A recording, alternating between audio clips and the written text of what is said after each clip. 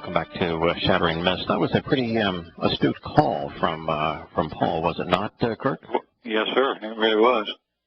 He's got his finger on the pulse, certainly. Yeah, it's always encouraging to know there's people out there who whose eyes are open and who have not only are aware of the facts, but have made the connections so that they understand who's doing what to whom and what the ultimate consequence of these things are going to be.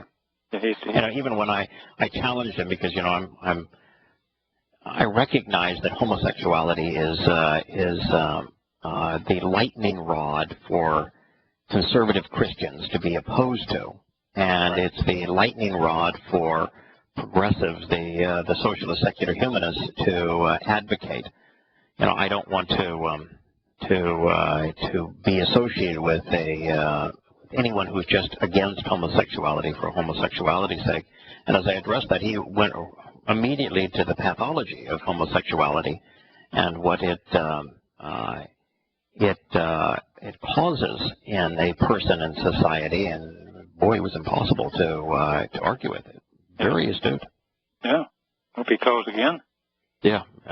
Myself as well. I understand you have a comment or question on the Grand Mufti. Yeah, well, two things have happened since I talked to you last. I listened to a couple-hour show with not host, but the guy was a guy named Craig Hewitt, and he pretty much confirmed everything that you've talked about for years and years and years, but in particular lately with ISIS and the government and our invasion, and it was sickening. The stupidity of the Americans' invasion of Afghanistan, of Iraq, of our bombing of Libya, our arming and abetting of the dictator in Egypt. I mean, we really made a mess. Just verbatim. I mean, it could have been Shattering Myths the way they talk. They did, when he was talking to the host, he did bring up the Grand Mufti comment by Netanyahu. And how do you document that? It seems to me I saw a documentary years ago on the Grand Solution and all the players and the Nazis, the way they had the meeting, and they really put this down to paper, and this is our plan, and this is why we're going to the final solution, get rid of the Jews in Europe. But it seems to me there was a connection with the Grand Mufti, even in that documentary, but I saw it so long ago I won't swear. Yeah, the way that I made the connection is that I read the reports from the Nuremberg trials, and in the Nuremberg trials, as those who were most responsible for the final solution, and the concentration camps designed to murder Jews was put into effect, that by their own testimony, and they talked about when the meetings took place, with whom they took place, that the Grand Mufti had met with all of the architects of the final solution, and that according to the Nuremberg trial testimony, had a very significant influence over their decisions. And he met with them prior to the meeting where the final solution was conceived, and then what Netanyahu was criticized for is that the Grand Mufti's meeting with Hitler was long after he had spent considerable time in Berlin working with and trying to influence the Nazis who were assigned the Jewish problem, as the Nazis would view it, and that his meeting with Hitler was before any one of these concentration camps were established, and that the final solution was implemented. But after, so it was, if you had I'm going to just put together a timeline here. It's not an exact timeline, but let's say that in June you have the meeting let's say Grand Mufti comes to Berlin in January, and he begins to meet with the Nazis most responsible for dealing with the Jews, January through June. In June you have the meeting that was the secret meeting where the term final solution was conceived. All right. And then in November of that year, before the final solution is implemented, the Grand Mufti meets with Hitler and discusses this very thing, that the solution to the Jewish problem isn't exporting them, it is killing them. And then in February of the following year is the first implementation of the final solution. So if you follow the whole process, in fact, we even now have the time that the Grand Mufti was in Berlin, because he left documents in the walls of the hotel that they just recently tore down.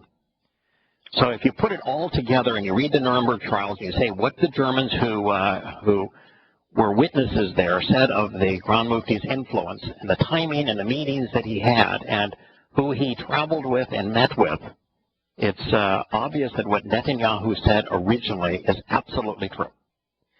Now, what Netanyahu has subsequently said is partly true, which is it's inappropriate to diminish the anti-Semitic nature of Mein Kampf and of Hitler, and to give the Nazis an alibi by blaming the final solution on the Grand Mufti.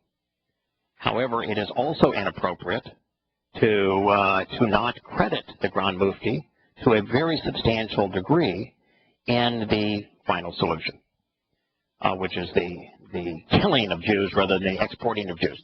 They work collaboratively together in crafting this plan. And to acknowledge that is extremely important. So and I spent probably a month doing this research. I've written about it extensively and spoken about it extensively on this program. Well, I didn't think you wouldn't have your backup, but I just wasn't sure how to respond if I were to. Yeah, on the Prophet of Doom site, where there's a story about the Mufti Mujahideen, which were the jihadist organization sponsored by the Grand Mufti to terrorize Jews in Israel. I wrote about his background and the Nuremberg witnesses, and posted it all on the Islamic Terror Timeline, and you will be able to access it via the Grand Mufti or the Mufti Mujahideen. Speaks of all of that. So what I came to know about it is written down there, and I wrote that probably 10 years ago. Okay, I thought so. I didn't know how to put the pieces together just to start a little bit of research, because I hate to say something say something like that and then not be able to defend it. Yeah. What I would do is go to the prophetofdoom.net site, look up the Grand Mufti, the Mufti Mujahideen, and the Grand Mufti himself is a significant character there.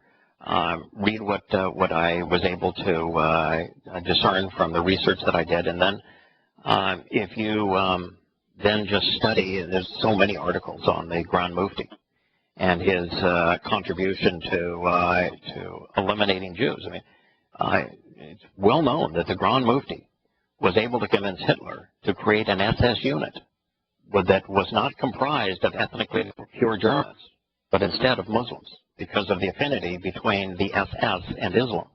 Right. And that SS unit was extraordinarily active in not only killing Jews, but assassinating Christians. Well, I do know that I've read a lot of stuff about higher-ups in the Nazi regime who just wanted to get the Jews out of Europe. They wouldn't be very happy to move them, so it wasn't the first thought in their mind is to let's go. No, Hitler migrated. Hitler himself and the German higher-ups migrated over time from let's just steal their property, let's blame them for everything, let's steal their property, and let's finance our regime on what we steal from them, making them the scapegoats to killing them en masse, wiping them out, and that the transition coalesced with the arrival of the Grand Mufti in Berlin. Amazing. Yeah. I want to tell you. He is going to be, in terms of trials, in terms of God hating people, this highest ranking of all Muslims for his time is going to be, could well be in the top 10 of the most abhorred, detested people by the creator of the universe. So He's right up there. he would be a trial that again I would like to be a witness at, because he's going to be, he's not up in the level of Hadrian as despised, not up probably at the level of Rabbi Akiva, certainly not at the level of Paul. Now, there's no one that God hates more than Paul. No. The wannabe Apostle Paul, but he's way up there among people that God despises. Now, if I was just listening to this show for the first time, and from a Christian background, and heard that, it would be stunning. Yeah, to say that the person that God hates most in the world is Paul. Yeah, but it's obvious. I mean, there's only two people that God calls out by name to besmirch.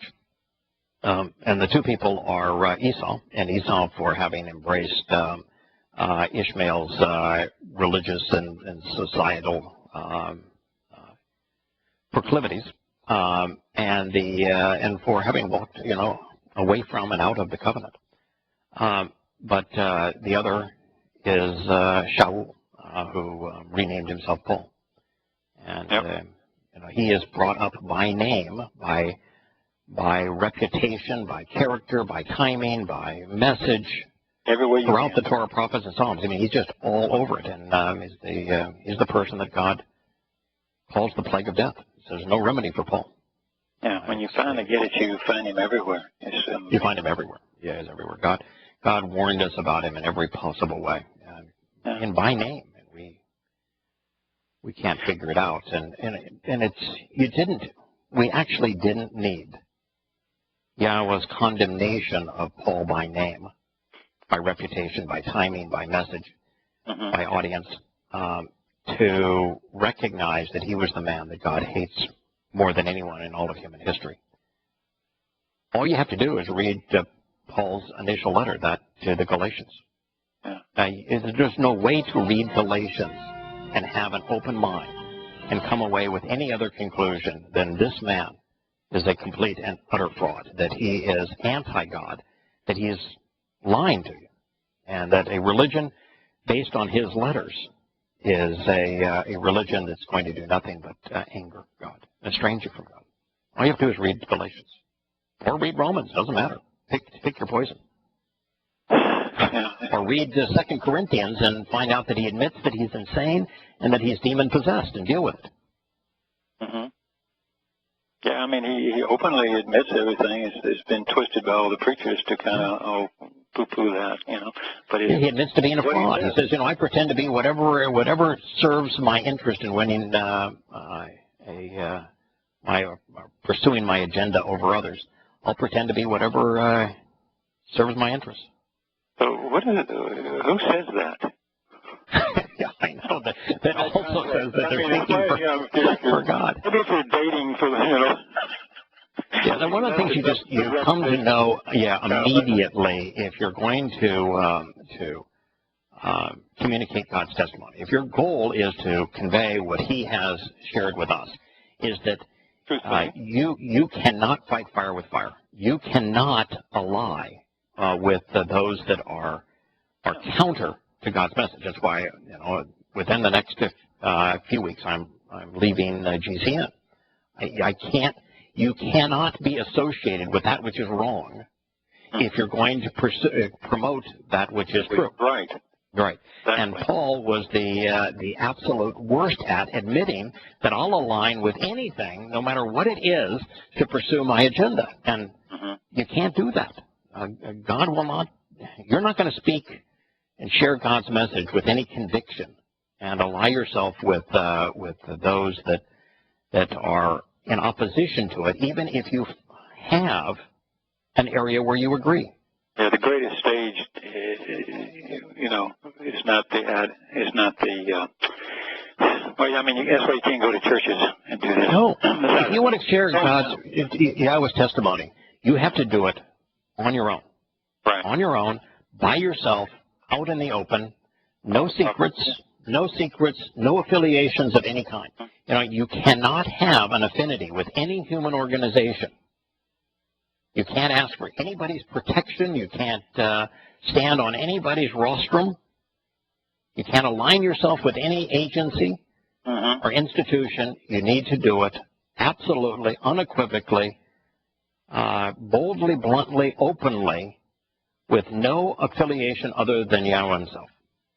Well, you saw that when you began, too, because I remember you can partner with this covenant family. How you were offered all these things so they could piggyback onto your research, onto your translation. Yeah, there's so many Christian and even atheist organizations that wanted to partner with me with Prophet of Doom.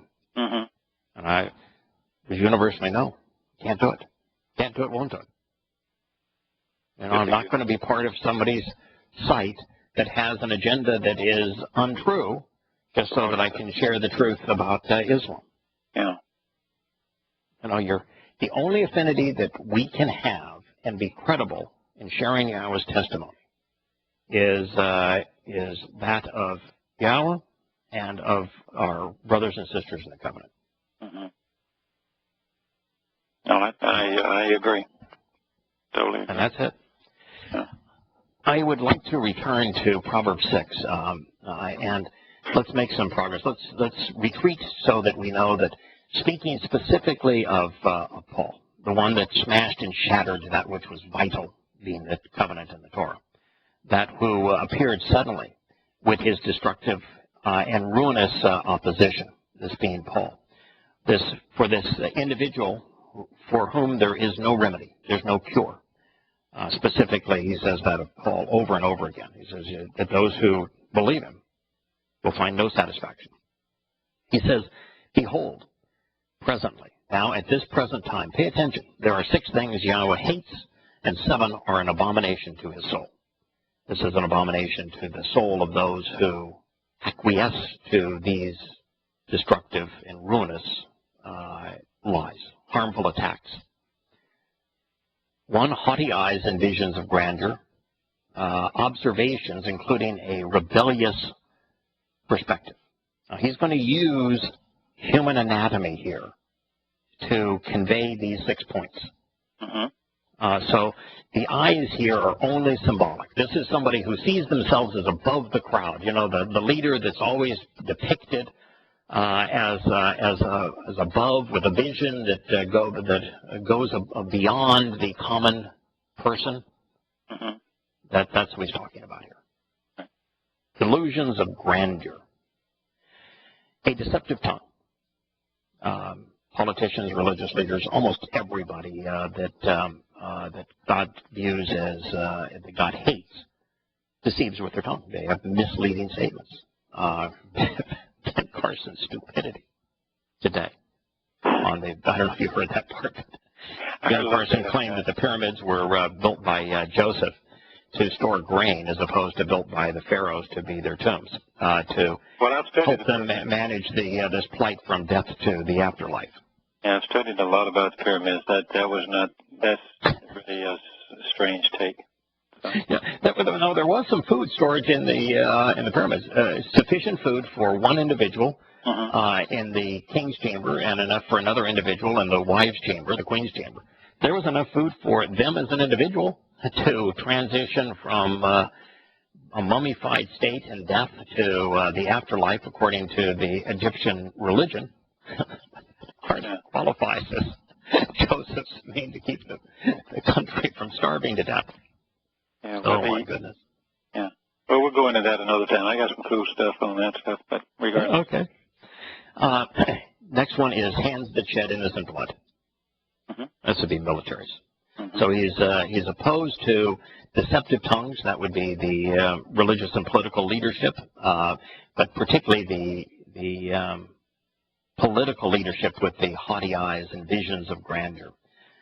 Deceptive tongues, religious and political leadership, by the military today. The U.S. War College acknowledging that deception, dishonesty is rife among the U.S. military.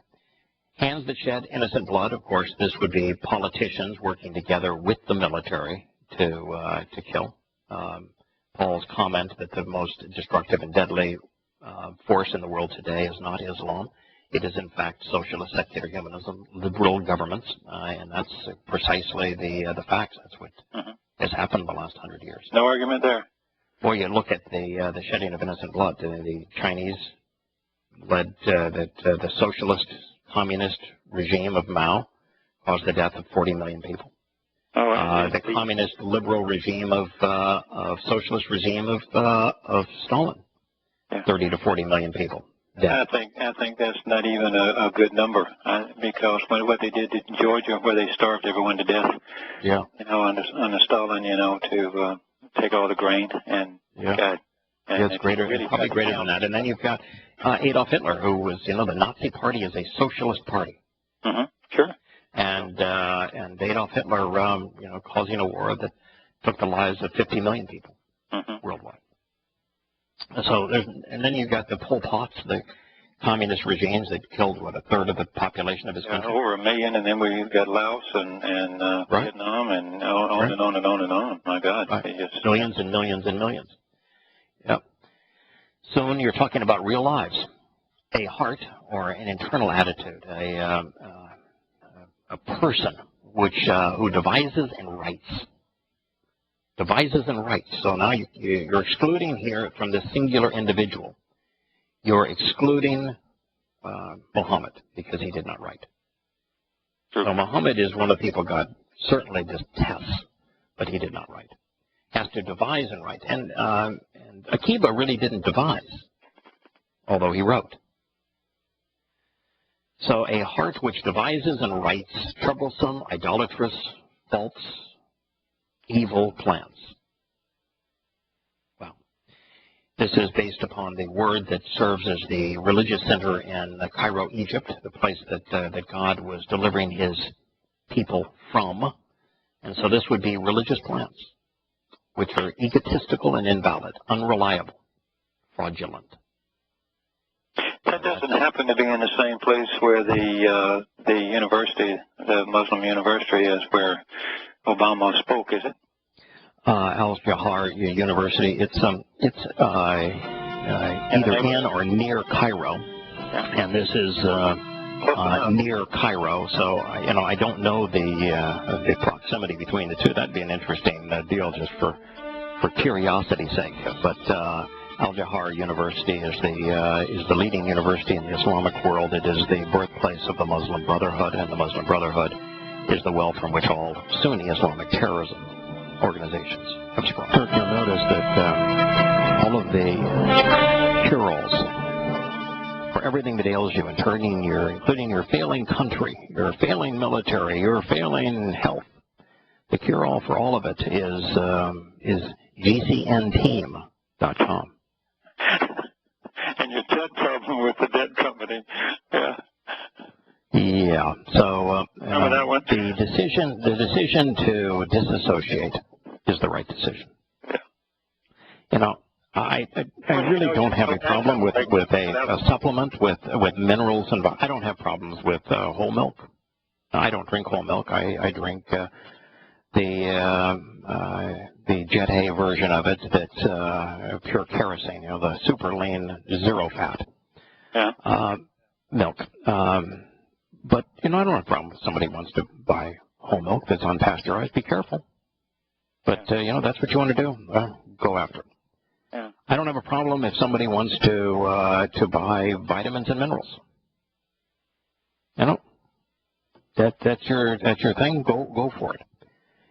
It's the way that these things are being promoted. The falsehoods that are being woven into the story to sell nickels for a quarter. It's more like nickels for $5 that is troubling to me. You just promote it for what it is. If you want to say, we got a really good blend of minerals and vitamins, and we think that they'll help you feel good. All right. Say, these are the minerals that we've included. These are the vitamins that we've included. And we put it in our drink. It tastes really good. And oh, by the way, if you join us and sell this, you can make money selling this vitamins and mineral drink to your friends. Yeah. Okay. But not the kinds of cure-alls. It's worse, I think, than the snake oil salesmen of the carnival times back in 100 years ago in America. Well, that was liquid heroin, and they would come every 3 months, and now if you got hooked, then they would come back and be dying about it. Oh, yeah. Yeah, that was often heroin. Can you imagine today, speaking of heroin, somebody sitting down and saying, my life really needs a kickstart. So what I think I'm going to do to get out of this rut is I'm going to spend every spare dollar I have buying a drug that if I don't like it, I'll have no way to get rid of it because it's the most addictive thing that man has ever conceived. So I have no way of stopping once I start. It's going to consume all of the money I have. It's going to render me such that I won't be able to earn a living. I won't be able to even be a productive part of society. I'm going to be, while I'm under the influence of this drug, I'm going to be in a state that my judgment will be hugely impaired. My awareness will be hugely affected negatively. And when I don't get enough of the drug, my whole body is going to be physically tortured and in agony. But I think that's what I'm going to go do. I'm going to go inject myself with this drug. Can you imagine? I'm sorry. Why would you feel sorry for somebody that's a heroin addict under those circumstances? You know that there are countries all over Europe now that are dispensing heroin. The government is buying it and dispensing it. Well, I thought it rather revealing that the prince of one of the Saudian princes was. Oh yeah. Was found with tons of drugs. And tons and tons of drugs. Apparently, because you can't be in your right mind and be a jihadi. You can't be in your right mind and be a fundamentalist Muslim. So let's drug them. Well, we had a pretty good drug culture going in Vietnam. If you look at Yahowah's condemnation of America in Yahowah 18, one of the things that he says is manifest in America, that is prevalent in America, is a drug culture. That we are under the influence of drugs.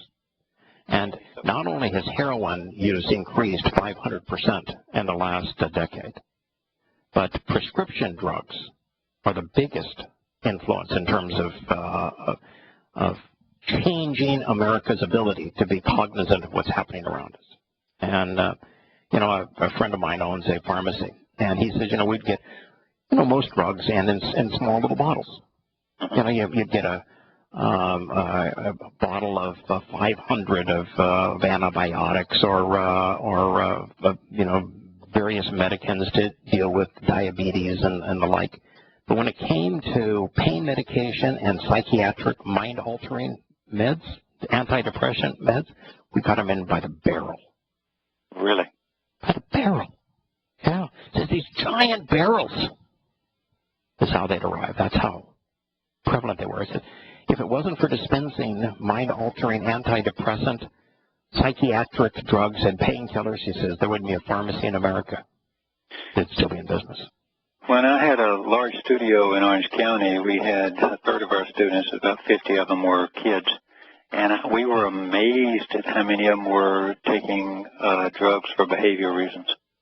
I was blown away. Yeah, you'd be blown away if you knew how many were taking drugs, and just people in society in general are taking drugs for behavioral. When we did about a 5-part series on drugs in America, and I listed the top 50 drugs in America and their prevalence, and then I decided to make a connection and to say, okay, here are the top 50 drugs, but let's list them by category of drugs. Painkillers and psychiatric antidepressant drugs are number one. It doesn't surprise me when you've been in war as long as we've been in war and been lied to as much.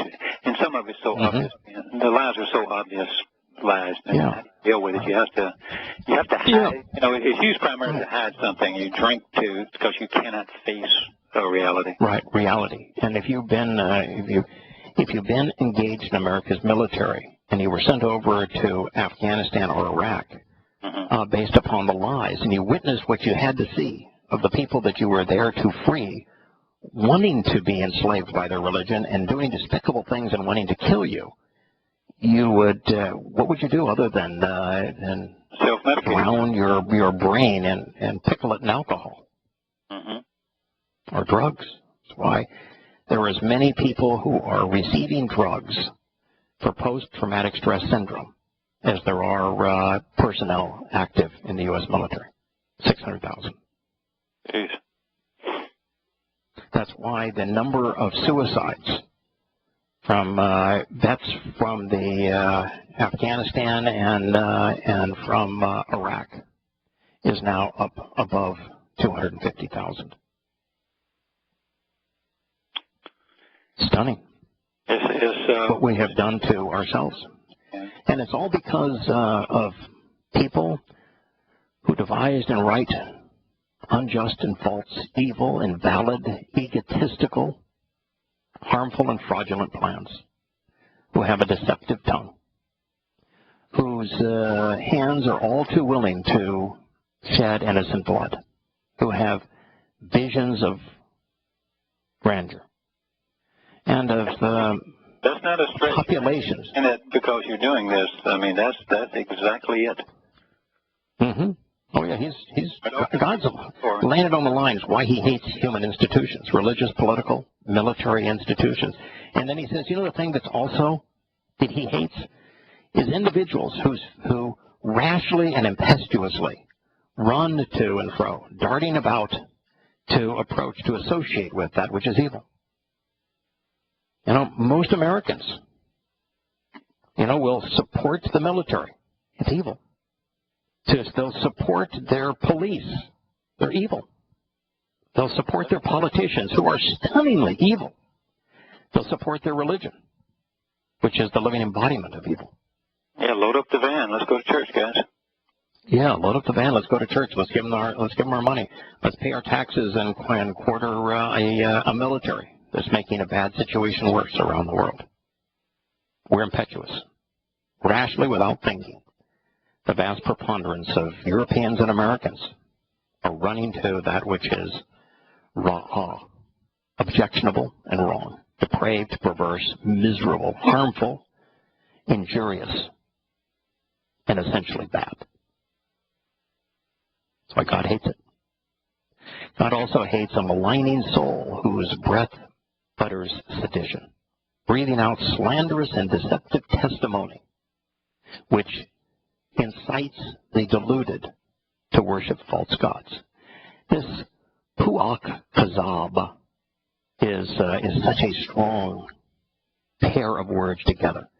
It speaks of breathing out your breath, your soul, being dishonest. So from the very essence of your soul, everything that you say, you're a blowhard who testifies loudly and zealously, proclaiming that which is deceptive and delusional, contrary to reality, condescending, derisive, mocking and slandering, while claiming to be a valid witness.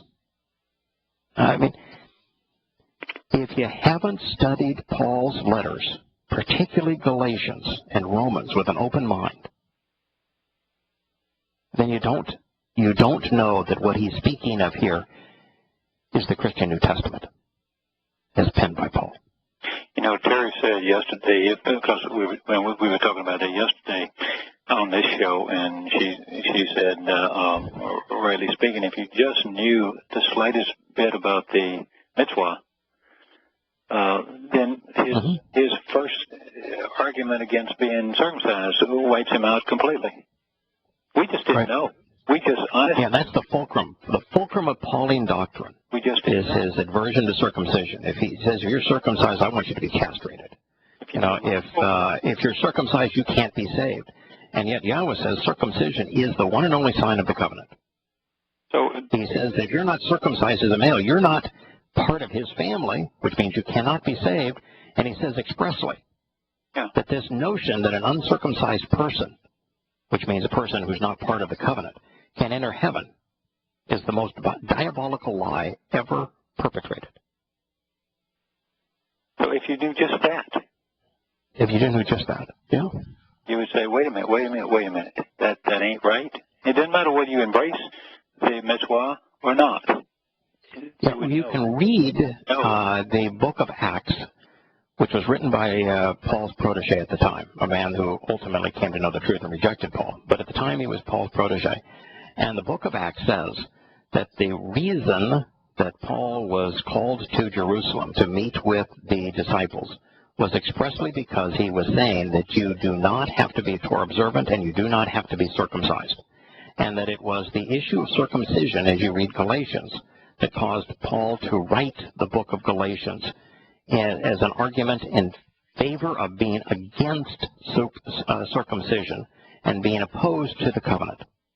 It's in direct opposition to the disciples, to Yosha, to Yahowah, to the Torah, to the covenant, and to the covenant sign circumcision. And if you just read that and were open and honest, you'd reject him. She's right. This goes on to say this person is a false witness, and then one who claims to be sent out as a messenger to do away with something important, creating controversy and strife between brothers.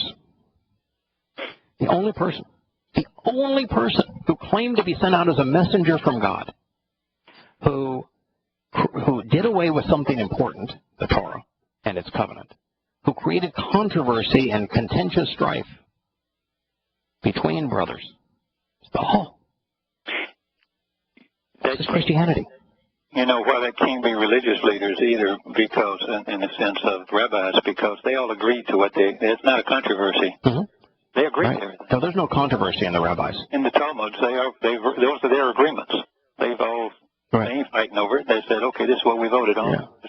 Yeah, they have some of them have a slightly different take on some interpretations in of the Torah, and they have their own kind of take on the Torah. But on the whole, they're uniting the Jews. Now they're uniting Jews under a false pretense of an oral law, but they're not, their goal was not to put a divide between brothers. But that's exactly what Paul did. Mm-hmm. Not only between brothers, between fellow Yehudim and Yisrael, but also between Yisrael and the going world. That the Romans, and therefore the Roman Catholic Church, hated Yisrael, hated Yahudah, hated Jews, despised everything that the Jews stood for. And the Roman Catholic Church celebrated this anti-Semitism. But the basis of it within the Christian Bible is found in one man's hand, Paul's. Paul is incredibly anti-Semitic.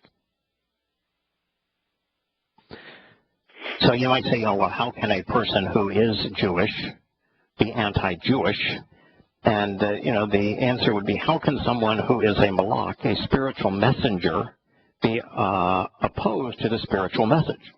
But yes, Satan is a spiritual messenger, and he's absolutely in opposition to, his title means adversary, he's adversarial to Yahweh's spiritual message.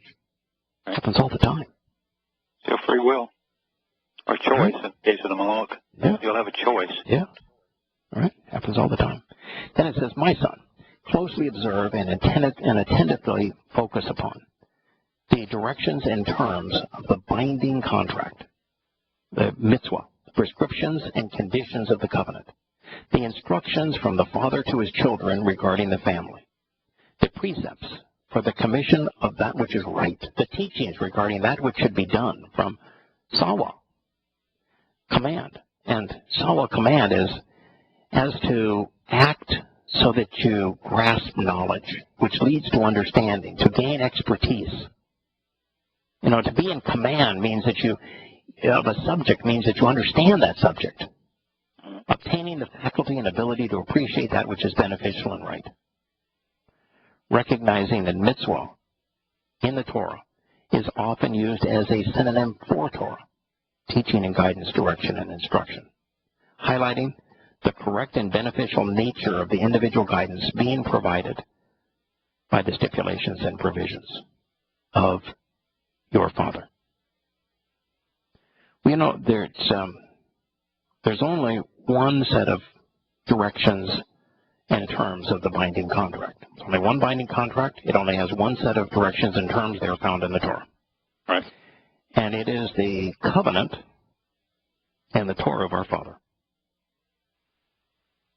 One and only Torah, one and only covenant. It says, and never actually forego or reject the Torah, which is the teaching and guidance of your mother.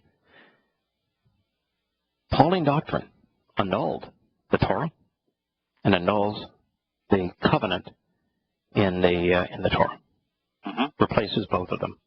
One by the gospel of grace, faith in the gospel of grace, which is just belief in the Greek and religions and Roman charities or graces. Mm-hmm. And the other is a new covenant that is faith-based as opposed to circumcision-based. Right. It's Pauline doctrine. He just rejected these things. It's, the Rabbi Akiva in creating rabbinical Judaism, he didn't annul the Torah. Maimonides didn't annul the Torah. Paul annulled the Torah.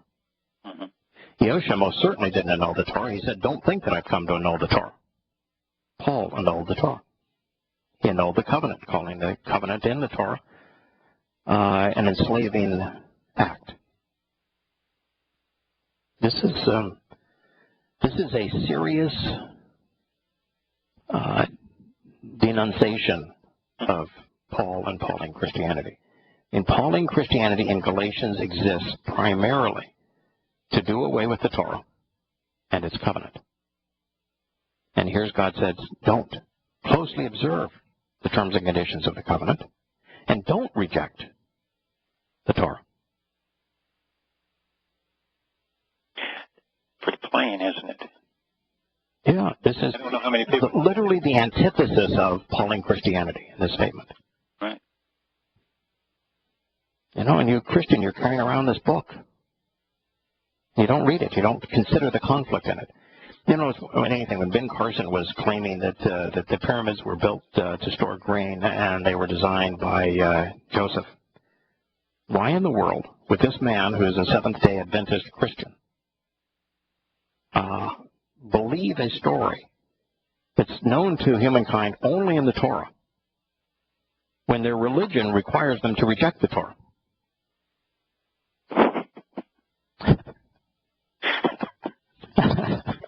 Yeah. Why would you believe the story? Now, forget about the connection between the pyramids and Joseph. There was none. But and his name wasn't Joseph, it was Joseph. But No.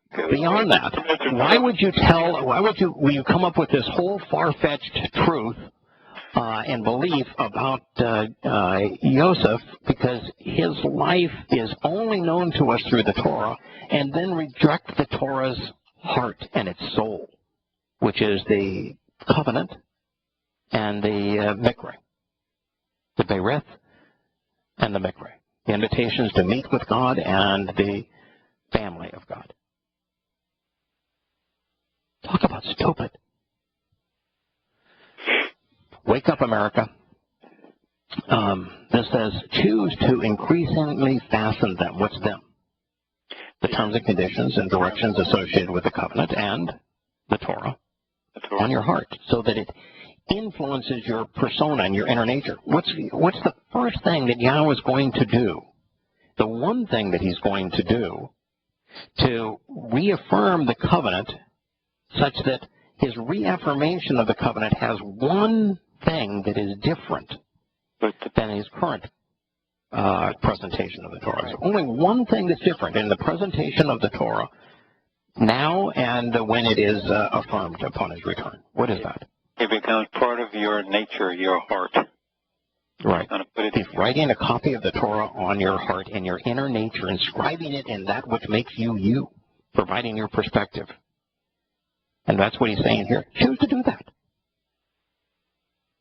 Choose to fasten it together as part of your heart, of your inner nature, so that it's part of the fabric of your life, this Torah and the terms and conditions of the covenant. continuously, tamid, constantly, without interruption. Now, would that be constantly, without interruption, until Paul writes about his fictitious version of Jesus Christ? Hardly. This is continuously, without interruption. Doing this throughout all time into perpetuity. Tamid means forevermore. Electing of your own free will to place them as an adornment, to clasp or bind them all around, as if actually being clothed in them around your neck, your throat, your source of breath. Rather than breathing out lies, why not adorn your neck with the Torah and its covenant? Now, is he saying, tear out a page of the Torah and fasten it to your neck? Or is he saying, make the Torah part of your inner nature so that when you talk, you're sharing the Torah? It's all in you. Absolutely. Yeah. Part of your soul. That when you're motivated to do something, your motivation comes out of the Torah. It's your passion. It's your love. Yeah. It's your perspective. Yeah, it's who you are. Oh, and there's so much more to come, which we'll begin Good stuff. to follow up with tomorrow.